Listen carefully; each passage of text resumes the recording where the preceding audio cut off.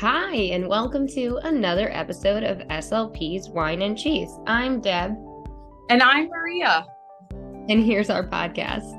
It's for the realistic, wine-loving, cheesy, and SLP. Woohoo! Cheers, Deb. Cheers. Cheers. So today I am drinking a Ramona Blood Orange Wine Spritz. It is a product of Italy. And it's pretty tasty. It reminds me of like when you get one of those Aperol spritzes. And I've been watching White Lotus, which takes place in Sicily. So it just felt like what I wanted to drink today. So I vote drink it. And I'm pairing it with some cheese that is getting plated at the moment. So I'll get back to you on that. What do you have, Maria? Deb, I too have an Italian beverage. I, however, have an Italian red wine, Amicone. I don't know what that is, but it's won a bunch of medals here. Oh. 2001, the Concours Mondial, and it got 97 points for something else. It's 2021 Decanter World Wine Award. It got bronze. So it is very smooth. It's quite delicious. It is, I don't even know what kind of wine this is. Amicone Rosso Veneto, Indicazione Geografica Tipica. I'm not sure what kind of wine this is. It's red wine it's an Italian red wine. Uh-huh. And with the Italian theme, I paired it with some smoked mozzarella that I got from up the block that was on sale. Mm-hmm. And since I had people, my friend Almadine and her husband, shout out to them, they came over last night. So I also have this goat cheese cranberry cheese on a Ritz cracker. So I'm just loving all the snacks today and loving the wine. So I'm gonna drink it on my end too, Deb. We really brought our A game today. Very nice. I love it. The wine and cheese. Yeah, drink Cheers. it. How about cheersing to us? Mm-hmm. Ooh. Cheers to us. Mm-hmm. So, are you ever just scrolling through Instagram and then you find like somebody who makes content that you want to start following and you never knew? Yes, of course. So I started following this psychic medium. What? That's interesting and not really Deb, or maybe it is Deb of you. Well, I mean, I'm into psychics. Are you? Oh, yeah. I mean, I used to go all the time. I just got my tarot cards read recently. What did they say? Are you not allowed to tell us? Every time I get my readings, I get all these swords, which means I need to. Oh, wow. Mike just brought me cheese and Oreos Wow. in a toddler bowl. Amazing. Yes. That looks great. Yeah. I'm not sure how appetizing that is, but listen, you gotta wait for digest the cheese a little bit, and then when you get that sweet craving, you're gonna have an Oreo. So I see what. Anyway, I always get these swords, and swords mean that you need to surrender more and stop trying to like control everything. But wow, there's like different cards, like 14 swords or 8 swords. So I think I got like less swords than last time. So, and I try to surrender to stuff. I feel like you're that. I mean, if you don't surrender to stuff outside your control, who does? Exactly. Yeah. So yeah, and then she basically told me that like everything I want to do in life, like I'll find success as long as I pursue it faithfully, which is something like I've always said to myself, like you'll find success in all that you pursue as long as you commit your efforts faithfully. So basically it's like the only person who could ever get in my way is me. But also like my toddler. Or your thoughts about the toddler that get in your way. No, I only have awesome positive thoughts about my toddler, but having a toddler, you don't realize how much it makes everything far more difficult to get done. Like you might think, oh, I'll do this, I'll get this done while my toddler plays on the floor with the toys. No, he will call you over constantly asking you to sit down with him to play. And you might think like, oh, I'll get a babysitter so I could do this activity while my toddler is occupied. No, your toddler will want to be with you. So like, Okay. you have to leave and go somewhere else.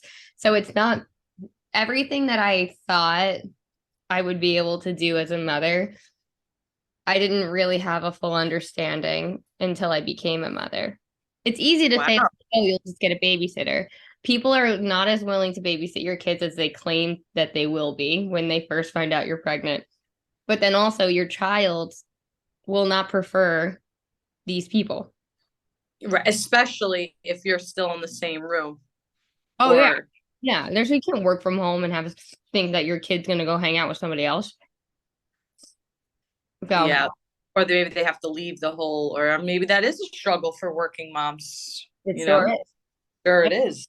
Yeah. So there's that. But anyway, this psychic medium said Tell me. when you drink alcohol, she made this real. I'll have to like share it to my story. But Okay. when you drink alcohol, it kind of like opens up your chakras and makes you more susceptible to negative energy. So there's Ooh. things that you should do before Okay. you drink your alcohol. Um, and they explained that well? No, they weren't. But three things I do before drinking alcohol, she says, is because it loosens up your chakra and it makes you susceptible to negative energy. Sorry, I said that already. Um, It's and okay. what she does is, sorry, let me wait for it to come up. This is why, okay, so this is why some people might act totally different when they drink or because they feel like something else took over them. Yeah. Yeah. And so these are the three things that she does. Sorry, I'm reading the reel. To protect yourself, you place a protective shield or a rose around Oh. aura. Now, I don't know how to do that. She Well, didn't give me instructions on how to protect here's my my and here's my aura. I'm yeah. just So gonna we're just gonna protect our own aura. I'm gonna with visit some a rose. okay, I'm protecting my aura. Yeah. Okay. So I'm that was glad.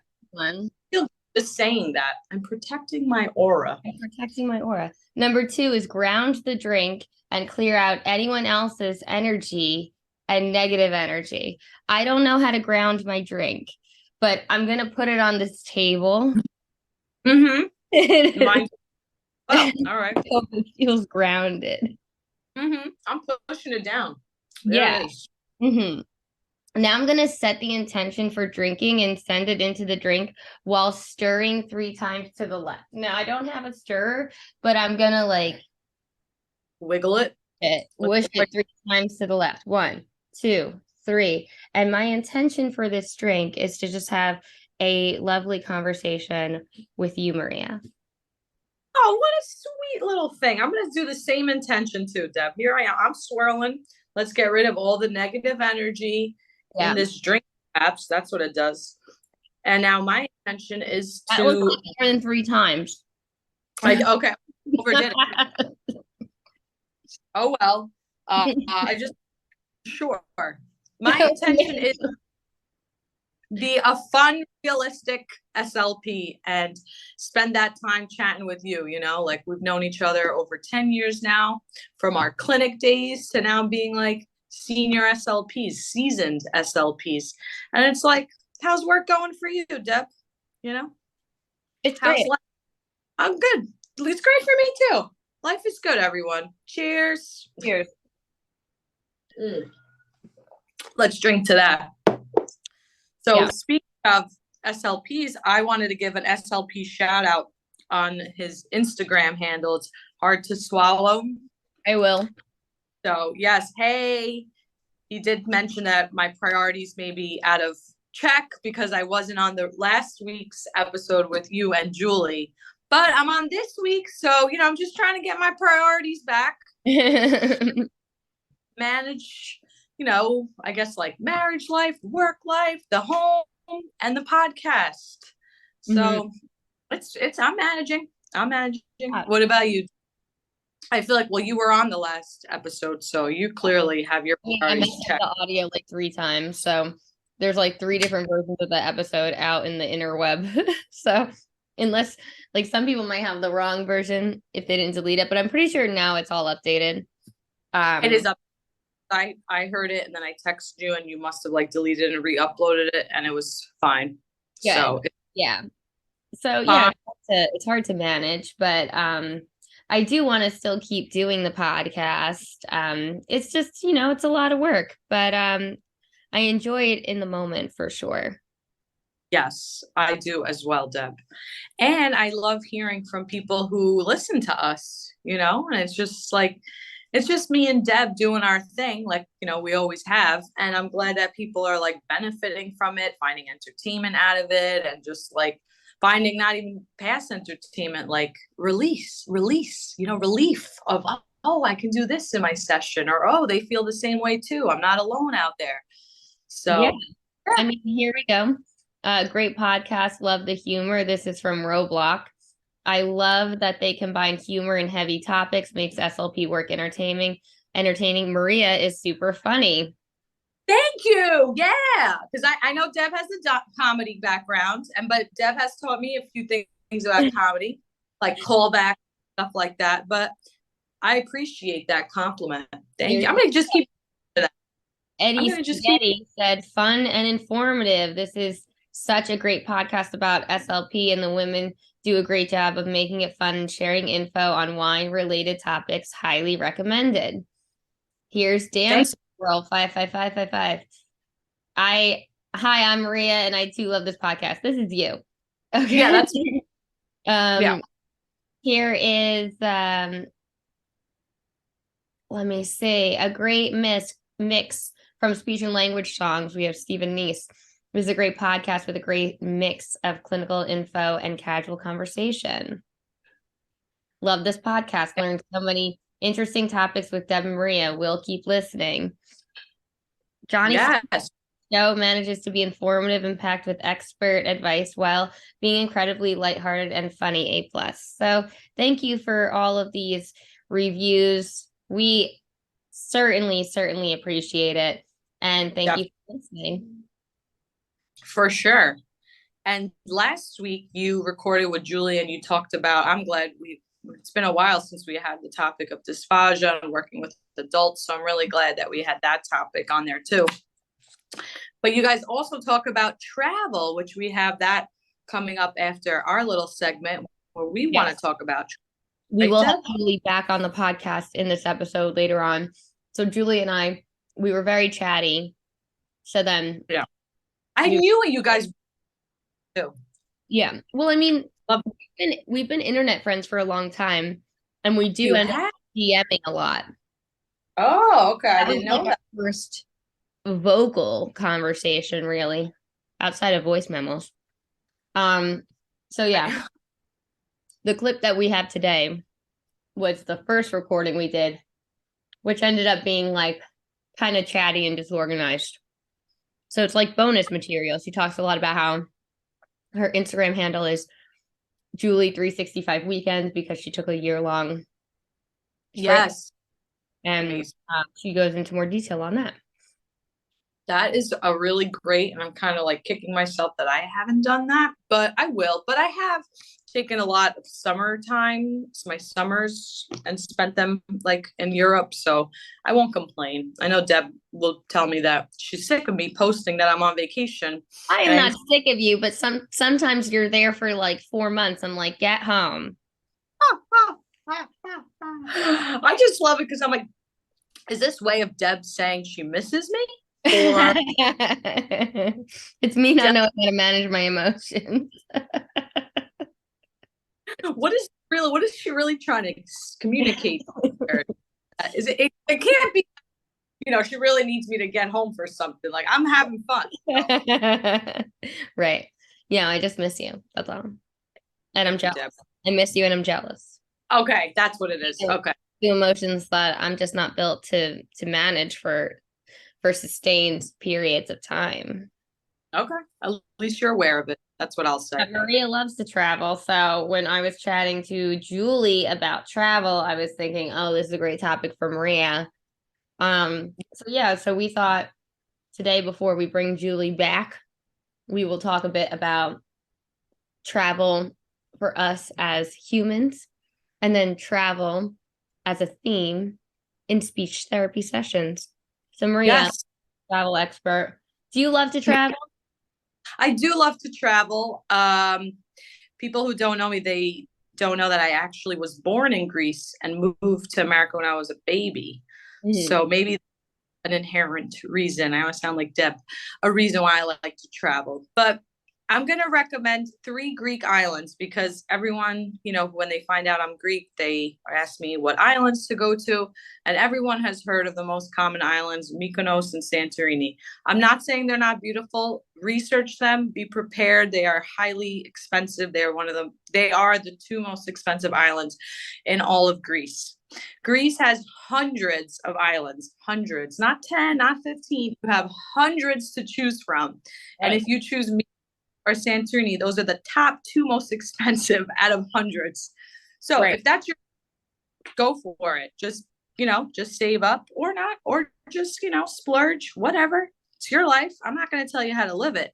But I also want to tell the listeners there are other islands out there, and I'm going to recommend 3 different ones.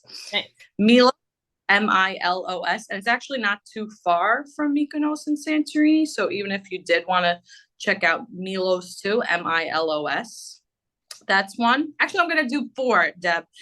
And or Paros, Paros. Those are also close by. So those are my 2. Milos, Paros, Lefkada. I'm going to write these in the show notes. Lefkada. That's a gorgeous island. So affordable.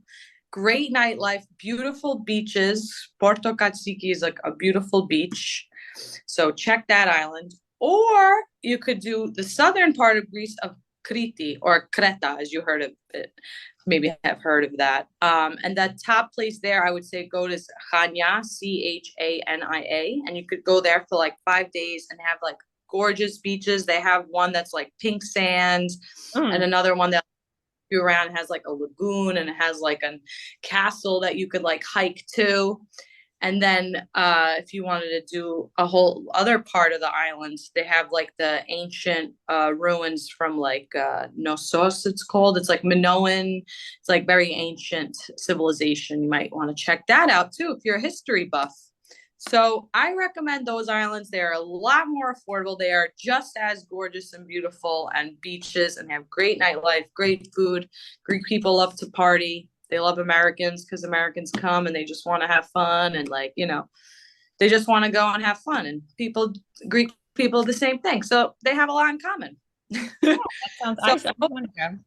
Those are my islands, everyone. So now you heard it from me. And now I'm going to have some goat cheese on that note. Nice. So, I don't like traveling. Like I like being places and arriving there, but the process of planning, packing, and traveling is not my favorite thing. I don't like it. My husband is traveling constantly. I don't know how he does it. I would be unhappy. But I am happy once I get to the beach. And I would like to be at a beach now. And if I wanted to go to one, I'd have to travel. But yeah, it would not be easy for me. No. Just remind yourself it's worth it when you get there. And this is just like the temporary discomfort and that, everything was like good thing comes to those who wait. Maybe you need that mantra. Yeah. And get some audiobooks. I mean, traveling with a toddler seems really scary. So yeah, like what it would be like now. When he was little, it was very easy to travel with a baby. You thought the only thing that was hard is like the airport. Like if it was like a dumb person in security, like they would give you a hard time about a small amount of breast milk. Oh, come on, people. I know, but like the rules are you're really not supposed to even give any trouble over it. But that was the only thing that ever bothered me. And if the baby's strapped to you, you don't have to go through that crazy metal detector, which is cool. Oh, that is cool.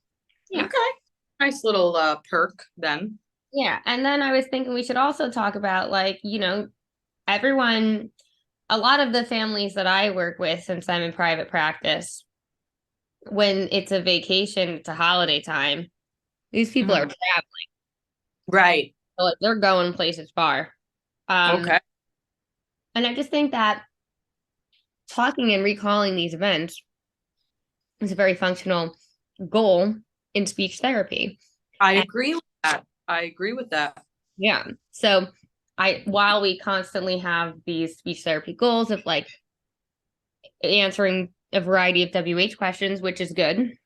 Um, Topic. topic maintenance, asking and answering questions to propel conversation. Um, Fluence, I think it's using your also though, with the yeah, peer. there's many things that you could use to target these things. But I think that frequently people get so fixated on these like kind of artificial lists of like, why do butterflies have wings? When do you brush your teeth? How do you wash your hands? Instead of like, have you ever been on an airplane? Where did Nice. you go? Did you like it? What Uh, do you? what did you do when you got there? Things like that, asking these types of questions and answering them. So Maria had a great tip that if your client goes away on vacation, you can ask the parents to send you some pictures. This way you have some authentic materials that the child can label and describe things that they saw and did while they were away on vacation. Exactly. Yes, I love that because mom or dad or the caregiver has some kind of Oh pictures. yeah. So just like text me them, email me them, and you could take the pictures. My little thing is if you use Gmail, you just add the picture to your drive and then create a social story right on like PowerPoint and just like Mhm. insert pictures from your drive. And it's great. And you could like print it out and you could have them retell it, like you said, practice their Okay. speech And why goals. are we talking about how a dentist cleans your teeth if a child doesn't even have the ability to name everybody in their family or Right, their favorite activities or where right. they live or Yeah. Or how they visited grandma in Missouri or something. Where right. does grandma, Yeah. other state you live, Yeah. function applicable to their actual daily life when they go to the dentist 2 times a year and they probably don't want to remember any of that. No, You're just bringing up PTSD. Like every- like, down about the dentist. Let's talk about grandma instead. Yeah. Like, So funny. Yeah, exactly. Like, remember that guy with his drill that was inside your mouth while you were. you know but at the same time community workers are important. I guess like firemen and police officer are good I too. think so, but I think that's like second tier. Like, you should know, like, all right, this dude will help you, but it's in every book, it's on TV. It's like that is going to be like passive information that you're going to receive because it's like common themes in stories and TV shows. Yes, I So see. yeah, it's just not to me very like it's just a bit artificial. Because how many Hmm. authentic conversations can we really have about a fireman unless like somebody pulled the fire alarm and the fire department showed up to school? Like that's a story that would be like more authentic than like this is a firefighter. The firefighter drives a fire truck. He wears a special uniform to keep him safe. Like the I fire truck goes whew whew whew. right. I get what you're putting. I'm getting it, Deb. And I agree. And I'm going to piggyback off my own idea there of the social story or just like pictures. So Mhm. if you have students who maybe are like on a device and you could, if you're working on expanding utterances, or even if it is just like verbally or with picture symbols, you could use like some core phrases like fun, or if you want to build on that, it was fun, or I had fun, Mhm. like, commenting, I liked it, I didn't like it. And then, like you were saying, like engaging with the WH questions, like, what did you do? Maybe some verbs, like even if we're just looking for, like, okay, did they go swimming? Did they visit family? Did they go like in a pool? Did they go in the woods, like hiking? Did they go somewhere cold? Did they sledding, something like that? You can also, like, let's say you have a Gestalt language processor, you can give parents homework of things that they can model on their way, like time to pack the bag. Let's go. We're going up, up, up. So for Gestalt language processing, like that's still like a new term. Maybe people don't know what that is, but it's like when Deb had a great solo cast on it, but it's like when individuals, very common with individuals on the spectrum where they like kind of like associate a phrase or a short couple of words with like a piece of information. So like let's go being for like let's go here, let's go outside, like they can like maybe they're like using it for everything. They learn language in phrases as opposed to words. So as you might teach like let us go as 3 different words. Mm-hmm. A child who's a Gestalt language processor would learn let's go as one chunk and apply that to a variety of situations in which they go. Thank you, Deb. Verbal supports to fully explain that. So I'm glad you were there to supplement that. Yes. How is the cheese, by the way, that Mike brought? Great. I mean, like, how can you go wrong with just cheddar cheese? Or am I crazy? It's just, it's good. I'm glad you're loving it. I'm glad. I'm eating a lot of this cheddar cheese. Great. So definitely into just plain cheddar. Is it fancy? No. Doesn't need to be fancy. And neither does our theme today of travel. Yeah. Travel doesn't be fancy. I wanted to say with travel, you can compare and contrast vehicles. Oh, okay. That's things perfect. That take you far, things that take you close, things that go in the water, things that go in the air. These are similar because they're both for traveling. They're different because the plane goes in the sky and the boat goes in the water. Yeah, I like that. Comparing and contrasting vehicles. And then you could segue into like, how did you go on vacation? Like maybe they took an airplane, maybe mom or dad drove, something like that. Perfect. Yeah. So speak more authentically. Yes. Be authentic. Like you're your fortune teller, right? Yeah. Pursue all Tyler tells me all your interests faithfully, and that can include travel as well, and I gave you guys some travel ideas if you did want to check out Greece, but some local places. What are some good local spots? I have gone to, where did I love? Savannah, Georgia. That's another fun place. I think check out. Was my favorite vacation in the United States. Haven't been there. Okay. Yeah. New Orleans. And Denver, Colorado is also beautiful. And if you're into skiing, I really want to go, but I'm not going to go. Mike's going in February and I was going to go, but I'm not going to go. All right. It's beautiful. It's fun. I want to, but I want to go when I can spend more time, not when he has to like fly to Cleveland the next day. Fair point. Fair point. So on that note, can I end us with our quote? I guess. Are you going to rap for us next? Yes. No, I don't really.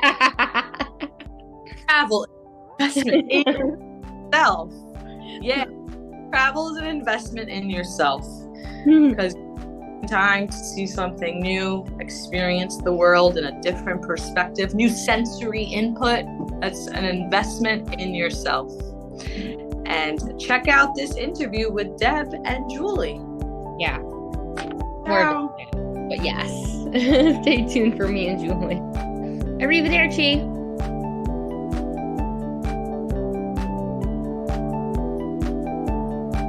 SLP's Wine and Cheese. I'm Deb, and today I'm joined by Julie, none other than one of the most, I would say you're one of the funnest people to follow on social media. Hi, Julie. I don't even know how to respond to that. You should have told me you were going to say that before. Hi. No, I like shocking people. Well, shit. Okay, thank you. Yeah, so she's the former admin of SLPs Uncensored, currently admitting Putts-a-Cunts on Facebook. She also has Instagram, which is her stories are always there. So if you feel alone, you follow Julie. She'll be there. I don't know if that really puts me up really high. Like it does. Yeah. You're always there, you know, to check in. I mean, everyone's full of crap if they claim to not be scrolling on their phone constantly. And some of us show up and some of us are just watching. Yeah, true. Well, and part of that too is I lost a lot of weight, and so I have had a lot of surgeries, and I have to pay for those surgeries, so I cannot leave my house because every time I leave, I spend a minimum of, I mean, I live in Seattle, a minimum $20. Yeah. So like I have to stay in my house, even like, yeah. Anyway, that's why. Yeah, but then also, so speaking of the weight loss and the surgeries, Julie has documented her transformation over the past couple of years and really kind of gives you an inside perspective on what it entails to go through all of these. So what did you start off with? This is not the topic of the podcast. I'm just so interesting. Sorry, what do you mean start off with? Like speech-wise? So your initial surgery was, I don't know the name of anything, but I was the stomach one probably, right? With the Yeah, I had a gastric sleeve February 24th, 2020, if that year gives you a little glimpse into why it was extra difficult, to be honest. Yeah. Wait, but March was everything was normal in February, right? Yes, and then I came back, and of course I live in Seattle, so I actually got exposed very early to the very first outbreak in the United States, and I had just had surgery. I was on 500 calories a day, freaked TF out. Am I allowed to say the F word on here, or we censor that?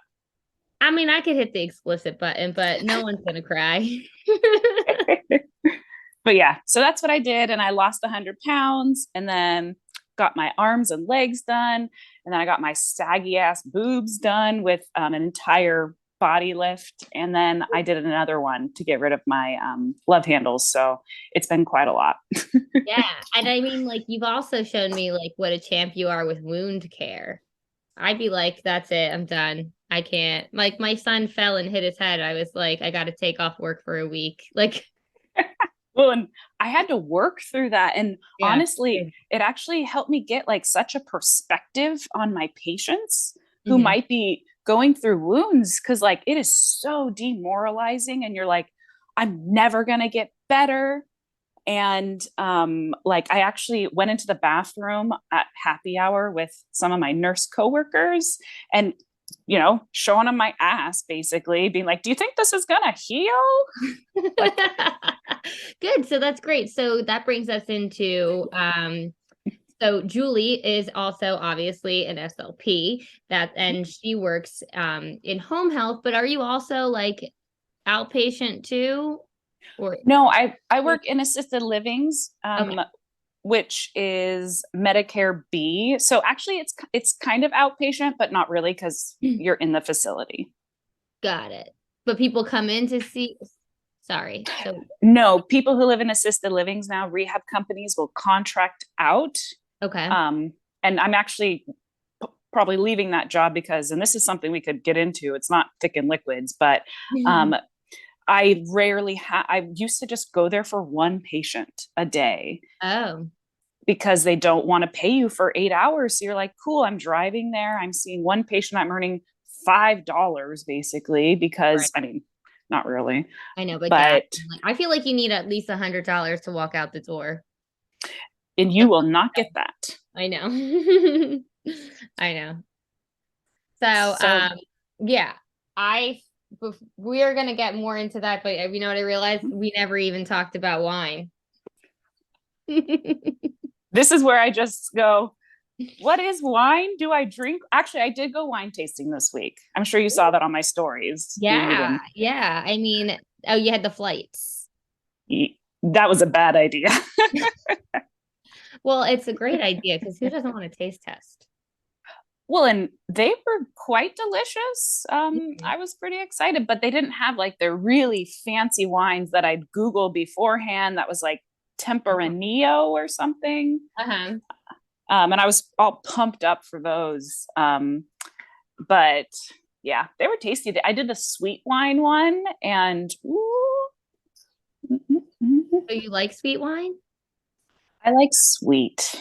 Yeah. I Mm-hmm. don't really like sweet. So but I was gifted like a whole case of wine from upstate New York, and it was all like very sweet. And every time I just kept opening bottles hoping for like a not sweet bottle, and they were all sweet. But my sister likes sweet too. We all Yeah, well, for me, I mean, I know this isn't what we're talking about. I grew up Mormon, so I grew up not drinking at all. Oh, wow. We should talk about all of this. Julie, you're so interesting. Home health, gastric sleeve, grew up Mormon, and now what do you identify? I'm an atheist Mormon Jew, or Okay. do you see my Star of David? Yeah, I'm an atheist Mormon Jew. Or it might be more accurate to say a Jewish Mormon atheist, because I mostly identify as atheist. But there's my menorah in the background over there from Jerusalem. Okay. So wait, you don't identify mostly then as Jewish? I'm half. I'm a delightful half-half situation, if you've watched Schitt's Creek. No, I haven't. But then I'll also tell you, I also quit all my jobs in 2016 and traveled the world for a year and a half as well. That is why my Instagram handle is julie.365.weekend, because I had a year-long weekend and it was incredible. Oh, I didn't even know you had Eat, Pray, Love in you. I mean, can I say what my real one was? Or, I mean, we might go into explicit. I'm already hitting the button. Didn't you drop the F-bomb earlier? I said F, okay? I said F. Okay. No. I can't remember what I changed pray to, because obviously it's the atheist, but it was eat, fuck, I don't know, something else, but I don't remember the love. third. Wait, I was like, wait, what is the third one? There was no love in those situations. All around the world with Julie. Very nice. Well, so should I go to New Zealand or New Zealand? California? All right, you think New Zealand. Okay, so I'm gonna drink this Sauvignon Blanc from New Zealand. It's in a teal can, and it's got a statue with flowers on the top, so that's 100% why I chose it. These Sauvignon grapes are sourced from a sustainable vineyard. Look, I'm always looking out for the world. Where in New Zealand? I don't know, Julie. I've been to New Zealand. It was incredible, but I didn't go to wine country. North Island. So wait, sorry. Sorry, I can't even like tell. To 2019. So you went to New Zealand? I did, not in that trip, a different time. It was incredible. Yeah. So please drink that wine. Let's see. Well, and Julie officially has I poured some vodka, but also I'm gonna mostly drink water, because I'm going to brunch soon and I need to drive there. So nice. And you don't want to be like too pre-gamed for your brunch date anyhow. Pretty much. So now summing it all back up. So Julie is an SLP working in home health, and she lives in Seattle. Tell us a little bit more about your background. Well, I worked in SNFs, because I'm assuming you meant SLP stuff, even though everything else is more exciting about me.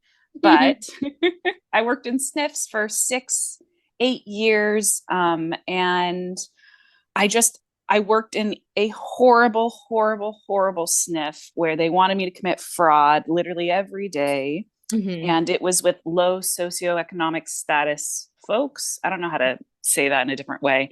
And it really dragged me down. And so I got this PRN job at home health to cover a maternity leave. And then I stayed on, and then actually started in a hospital in 2019, my dream job in a hospital. And what the fuck happened the next year? And so I worked in a hospital, SNFs, inpatient rehab, assisted livings, and now I am mostly home health, which I adore.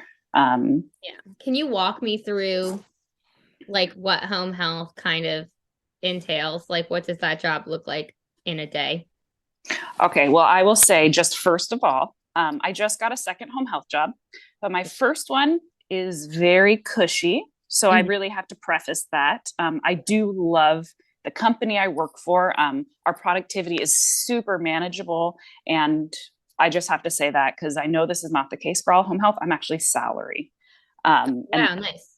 Yeah, super uncommon. And so, okay, I work Monday to Wednesday at that job, and Sundays I schedule my patients.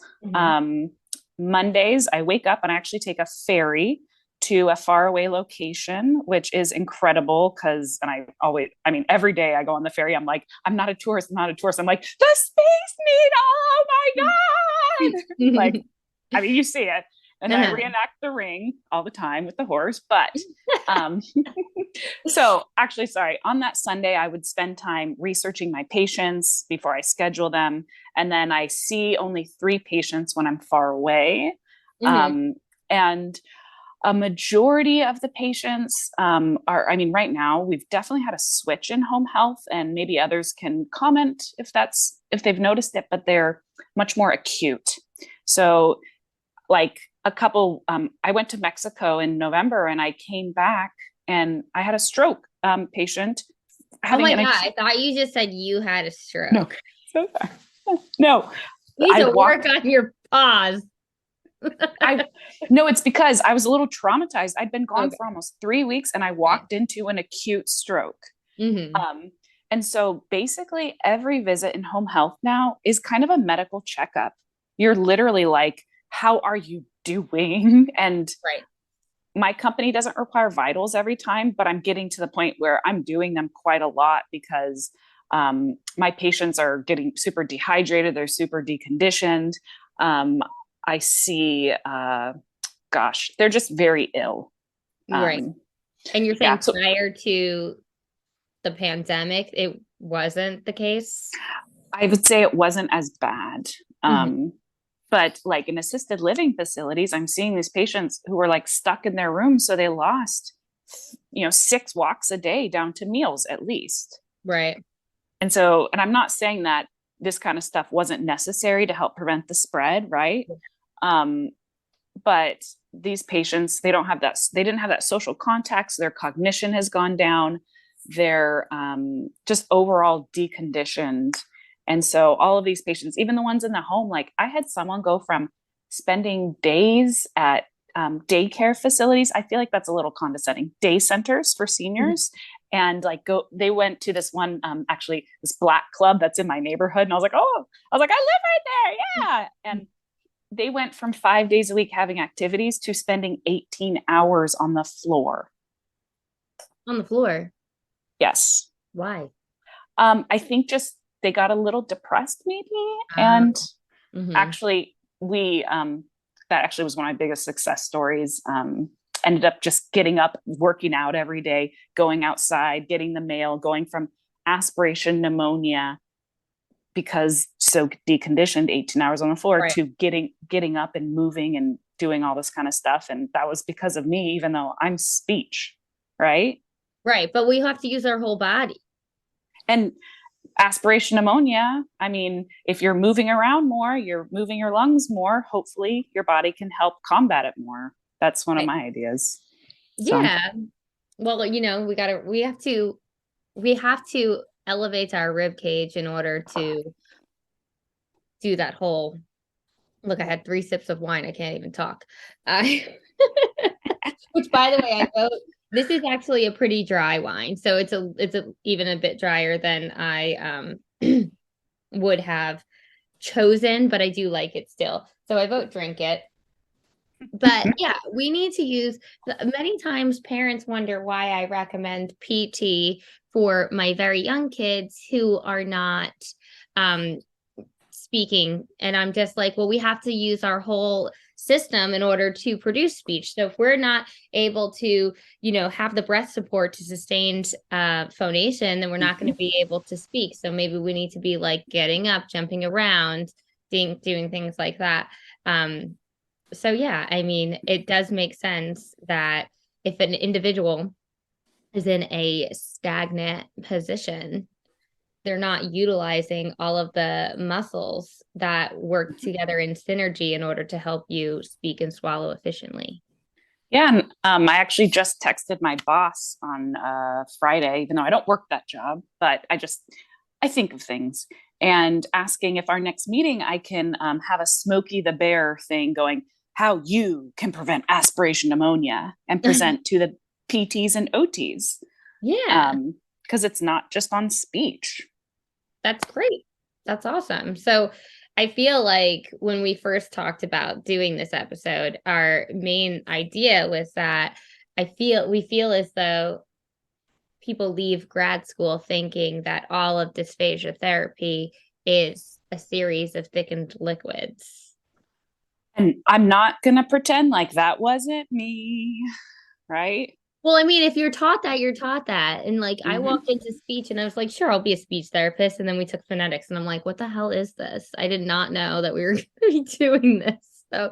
So of course there were some unexpected elements. Not like, if I didn't know phonetics was involved, how would I know that dysphagia was involved? So here I am just following the lead of these people who were telling me all this stuff. What else was I to know?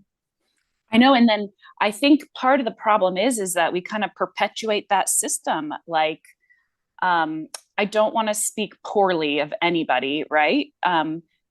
But that sounds, well, I'm going to negate everything I just said about not want to be an asshole. But students are going to their externships with SLPs who went to those externships that all we learned about was thickening liquids. And so we're kind of perpetuating those systems, and these students are going to externships being told, and I was told this, oh shoot, I should be quiet. Like I said, I don't want to like trash talk anybody, because I think that's rude, but publicly. I was taught, I'm just for a visual for everybody, I'm here with my fingers on my larynx. I was taught that if the larynx went up 2 fingers, that was enough hyolaryngeal elevation. And at the time I was just like, of course, this is what I've learned. And I didn't even think, how the fuck can that work for a 6'4" dude and a 5'1" woman, right. Getting very binary there. But at the time, and I mean, that's just Julie not being taught critical thinking and Julie not having critical thinking. But it's like, that was the education that we were all given. I mean, I never did any sort of like bedside swallow evals like that. But I never did. All I did was observe a couple of instrumentation. And I also worked as PRN in a sniff. But I would just be like, not qualified. Because I was only covering on the weekends. So like, I wasn't there all the time to see these people all the time. I didn't know every single thing about them. So I basically was just like, I'll help who I can help. But like, if I can't, like, don't ask me back. I don't know what to tell you. They still kept calling me back. So I would go in there with this education of that the thicker the bolus is, the larger the bolus is, the easier it is to manipulate within the oral cavity, which then will give you more preparation time in order to safely and efficiently swallow that. I was like, sounds good. I just said a whole bunch of things that made me sound like I was saying something right. And then you have someone in front of you who's like, fuck that tray. I don't want that. They don't want and this person wants to eat. And then here I am in one, and then the other perspective you're getting is aspiration pneumonia is going to kill everybody. So if you give them something that they can't swallow and it goes into their lungs, they're going to get pneumonia and die, and it's going to be your fault. Well, and I wouldn't even say we're taught that aspiration pneumonia is going to kill everybody. We're taught like aspiration itself is going to kill everybody, right? That's how I felt. Well, I guess to me, I feel like I was taught as if it was like one boat, like one thing subsequently leads to the other. And well, that was at least like the perspective I went in there with. And I didn't feel like I had any peers who thought differently. They were all like, I'm too afraid to do that. What if somebody aspirates and then they get pneumonia and then they die? And then I was just like, I don't know. But I mean, they want to eat and they're thirsty. And I would just, I'd have to just feed them. Well, and I will, and even it's funny how we say I'm going to feed, because that's actually one of the things that can increase someone's risk for aspiration pneumonia. Self-feeding is something, and I always talk about that with baby-led feeding. But yeah, so a lot of the people that I saw, I don't know what I was supposed to do, because want me to call in the OT and be like, this person's not using a fork, bring it. How am I going to get them to consume something? So I would try my best. I would order from dietary, like cups with 2 handles. I would ask for whatever assisted utensils they had there, but it was limited. And those people in the kitchen would act like listening to my ticket was me being the most annoying person they've ever met in their life. Well, and we can even get into the systemic issues. I know we're not going to, we can't, not enough time in the day of having enough staff in facilities to help them feed versus just shoving something like literally in 2 different people's mouths. Right? Yeah. Like when you have profit, they're not going to hire, profit in healthcare. They're not going to hire that extra aid that they need to help someone eat properly, even though in the end that'll probably save them money, because they won't have to thicken liquids, or they won't have to send them out to the hospital. They won't get dinged by Medicare, because that's a thing. But again, I left SNFs, thank God, 4 years ago, almost 5. Oh, thank Jesus. Thank you. Woo! Praise the Lord. What religion are you now? I mean, I could say praise Satan, but I don't know. That might go into that explicit. That's not what atheist means, right? Atheist just means you don't believe in anybody. Yes, but I do enjoy saying things like that because it makes me giggle. Yes, yeah. Probably makes people do other things too. Send some people into a tizzy. So then, yeah. I feel like let's talk more about, so there are the things that will lead to aspiration pneumonia, or aspiration, and then in turn perhaps which one does not certainly lead to the other, which I did not know that coming out of grad school. I thought that's what was going to happen. Choke or aspirate, and then you're done. But the things that do cause it are not self-feeding, because your brain is not preparing for that swallow, because you're not bringing your hands to your mouth and activating those muscles. And also oral hygiene. Yeah. And not even that. But oral hygiene's a big one, but also, I'm going to get someone being like, oh, that's not true. One of them is not being able to brush their own teeth. But I also have to wonder, is that kind of correlated? And I haven't seen the research like separating the two, because how often can someone brush their teeth when they can't feed themselves, or maybe vice versa? That makes me wonder, and maybe someone will correct me or send a message. I hope so, because I think about these things. But then also, like, if you can't brush your own teeth, then how are you supposed to like gather the toothpaste and swallow and spit it out instead of like accidentally swallowing it? So there's that. And then the other one is being on a ventilator. And then there's, oh gosh, I should have prepared for this, because there's like a list of 5, and there's like it's like a risk factor. Maybe there's like predictors and risk factors, and I always mix them up, because I mean, in the end, my patients, they don't need to know that. I give them what to do, but I'm not like, and this is a risk factor. But having the number of rotten teeth in your mouth, that is, I think, a risk factor, and that's a really high one, because that bacteria. Right. And if you can't manage your saliva, and everything in there has a lot of bacteria, you're coughing on your own spit, you're aspirating that's going into your lungs. Craziness. So when do you thicken liquids? Ever or no? Can you talk to me? Well, and I've discussed this with a lot of people. And even my student, she was so perspective. No. So, oh shoot, I forgot a word.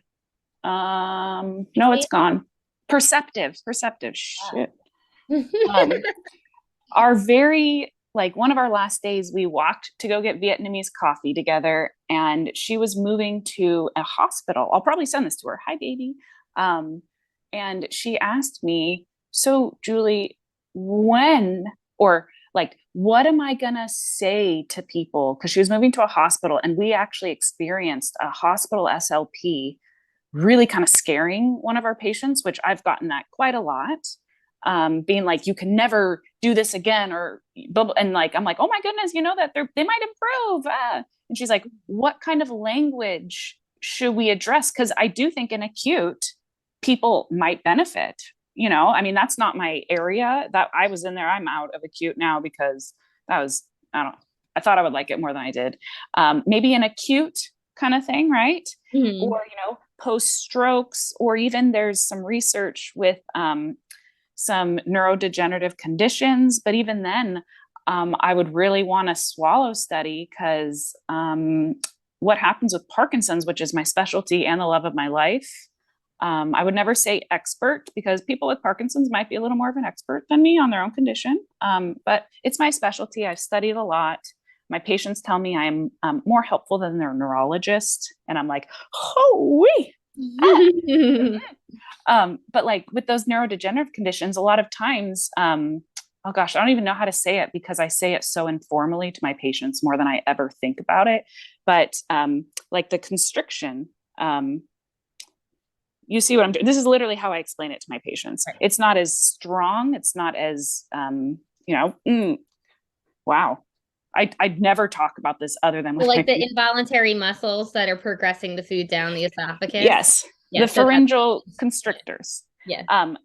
A lot of times people with Parkinson's, they won't have as good of, the stripping wave, right? And so there's a lot of residue, and they'll silently aspirate the thickened liquids after the swallow. Mm-hmm. So like, I've seen that with multiple people with Parkinson's. And so why am I going to recommend something that they're going to silently aspirate after? Oh, well, I mean, so anyway, I just recommend EMST, and we improve it. Just What's saying. EMST? That's expiratory muscle strength training. It's really good for people with Parkinson's and pretty much everything. I just read a thing on who does that. Who does that? Everybody can. Like a respiratory therapist, or you teach them that? We do. I do. Yeah. Yeah. Interesting. Respiratory therapists do usually Brooke Richardson would be the one to talk to about this, but respiratory therapists do a very low level one to help cough up mucus. Mm-hmm. But we can do one that gets people, it strengthens swallows. And I had a patient go get a swallow study with Parkinson's, and the therapist who did the MBS went, wow, I've never seen anybody actually improve on this before. You must be on your medications, and you weren't last time. And I was like, or... And that patient like dutifully did that because they hated thickened liquids.